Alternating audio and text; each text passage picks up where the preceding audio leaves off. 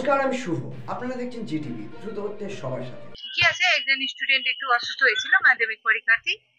Centre ছিল জিতারপুর high স্কুলে, আর ভারুপাড়া high স্কুলের স্টুডেন্ট একটু অসুস্থ হয়েছিল। সেই জন্য উনি যেহেতু একটু সমস্যা ছিল বলে ওনাকে নিয়ে এসে এখন হসপিটালে আমরা অ্যাডমিট করা হয়েছে।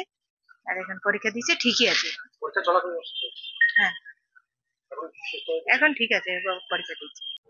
না, ওনাকে ওনার টিচাররাই নিয়ে এসেছিলেন। পেশেন্টটি হঠাৎ পরীক্ষা দিতে দিতে আনকনসিয়াস হয়ে যায়।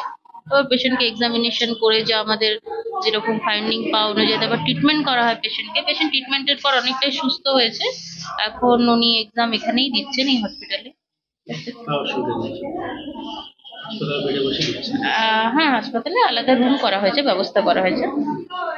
আপনারা এতক্ষণ দেখছিলেন জিটিভি, দ্রুত হচ্ছে সবার সাথে। জিটিভির আরো নতুন নতুন খবরে আপডেট পেতে এক্ষুনি লগ ইন করুন www.gtblivenews.com।